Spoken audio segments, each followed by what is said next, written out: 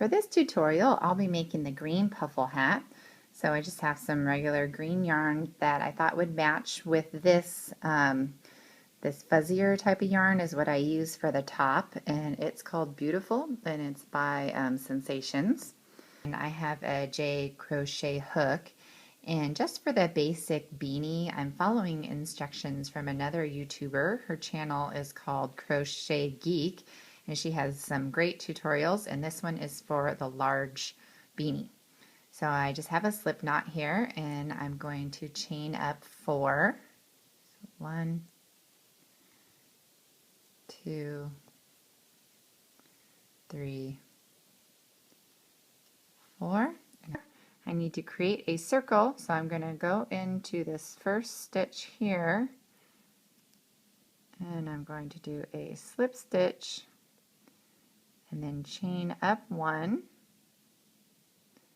and I need to find the middle of my circle right here, and then I'm going to do 1 stitch, and I'm going to keep going into the middle, and I'm going to go around and make my first round of stitches using 10. So I'm going to go through the circle and make a round of 10 stitches all together. Okay, so I completed my first round with my 10 stitches. So I have a small circle to start my beanie. Now I need to increase the size of my circle. So this time I want to put 2 stitches in each one of these stitches. So I'm going to go into the very first one, and this is a continual round circle. So I don't need to chain up anymore. So I'm just going to go straight into the stitch, and I put 1 and another 1 to make 2. Then I move on to the next one, and I go into there. Now I'm going to count, so that'll be 3, since I did 2 in my first one. That's 3, and then 4. So the next one will be 5 and 6, and then I will stop when I get to 20. Okay, so that is 20.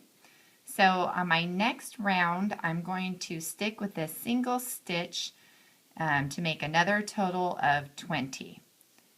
So this will be this next one. Remember, I'm working continual, so I don't need to stitch up 1 before I go into the next stitch. So I'm just doing singles, so that's 2. Just keep working around and stop at 20. Okay, I just finished with that other row of just the singles with the 20.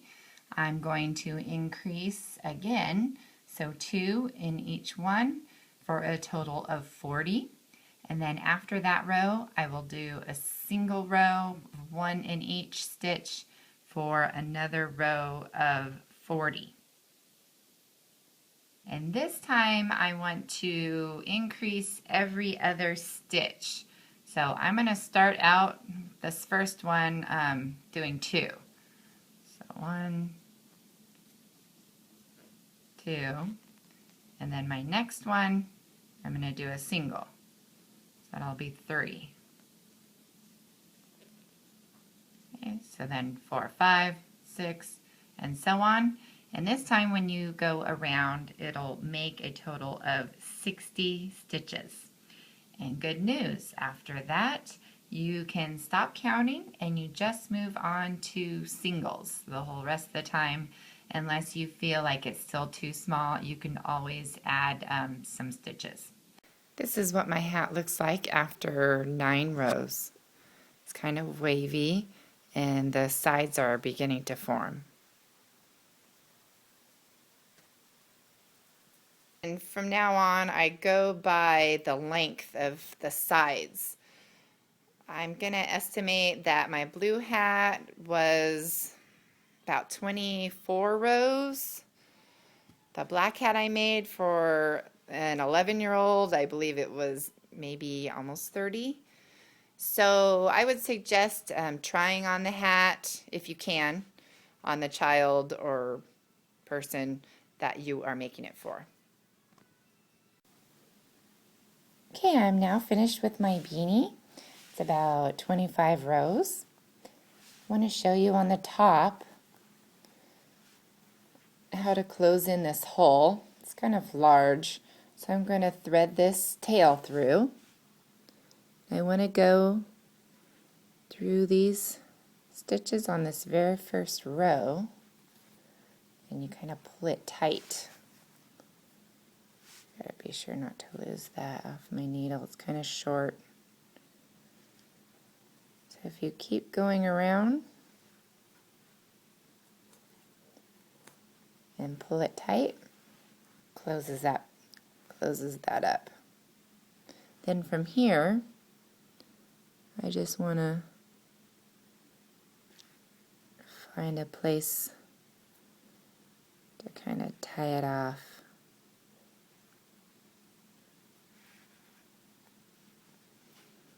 Just to make it secure. Then you can go through in any of these stitches and just pull it through to hide it. Then you just cut it off when you're finished.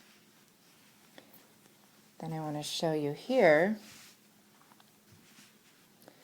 how to smooth out this part, because right now it kind of looks like it's stepped down.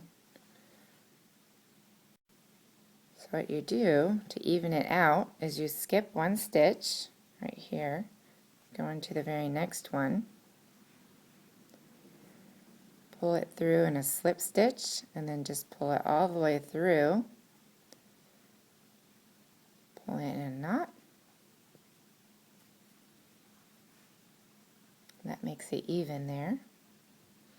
And then I will thread the needle on this tail, and I'll tie it and thread it through just like I did on the top. So I'm going to use this side to be the inside. I chose that because to me, when I'm stitching, this end starts to curl under. So I turn it inside out when I'm finished. Or I guess I should say right side out now. And have this be the outside. Then I will show you next how I take the fuzzy yarn, the beautiful yarn, and I'm going to show you how to attach that to the top. Okay, I'm ready to attach the beautiful yarn to the top of my hat. I just put it onto my hook with a slip knot. Okay, now if you recall, we worked in a continual round, so it created a spiral effect here. So I'm going to be working in the middle of my rows on these yarns right here to attach. So I need to find the beginning, which is right here. You can kind of see it looks a little bit different. So I need to put the hook underneath. And there's two different ways you can attach it.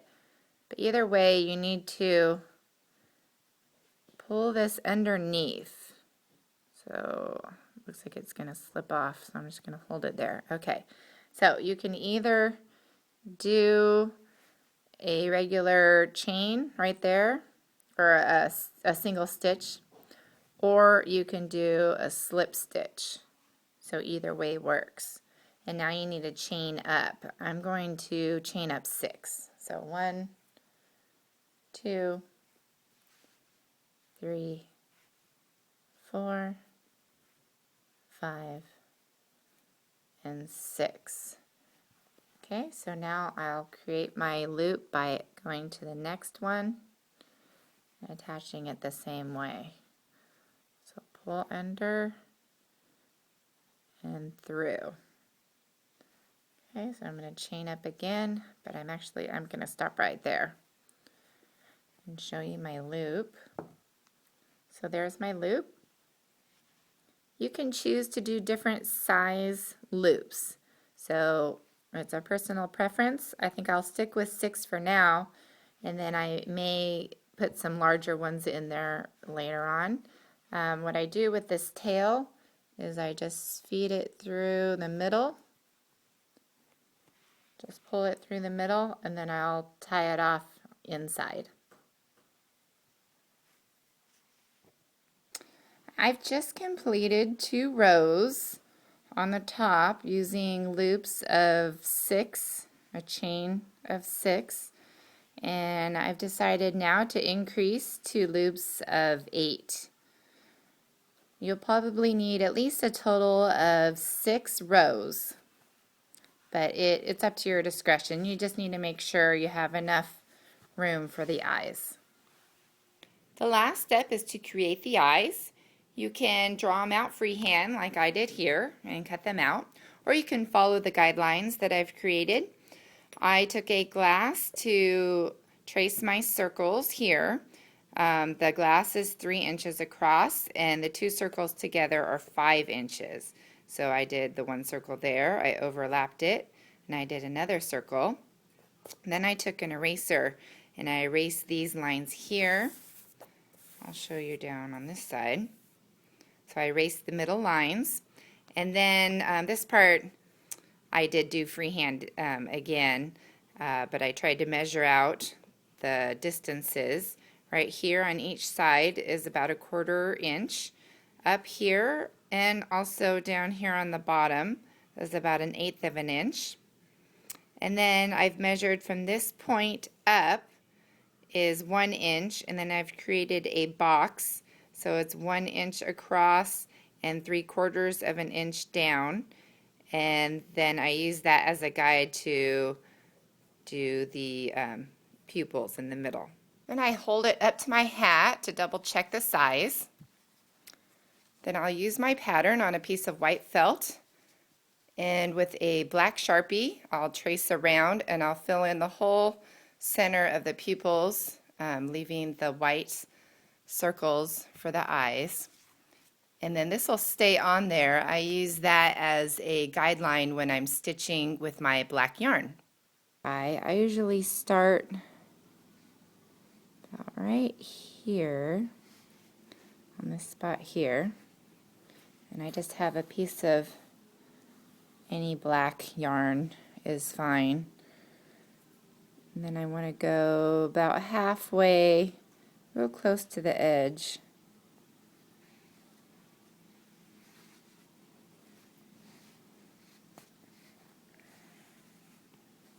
And my yarn piece is about 3 feet long.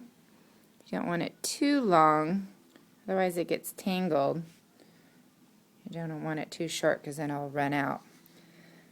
Now I'm going to go down low this time and go about, let me be a little bit farther, about that far down.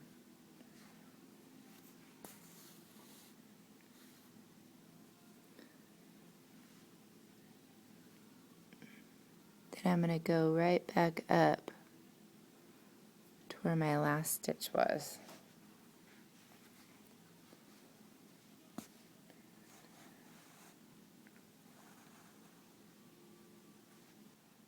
I finished with the pupils on the eyes. If you find that the middle white parts in these areas are too small, you can fill those in with some white yarn as well. I'm going down here now to do the edging. So I get fairly close to the edge. So this is my second stitch. I want to come real close to that one. And then you just go straight down right past the edge of the white felt onto the actual green area. And then you just continue all the way around. I'll show you here on the blue one. And here is my finished Puffle hat. Thank you for watching.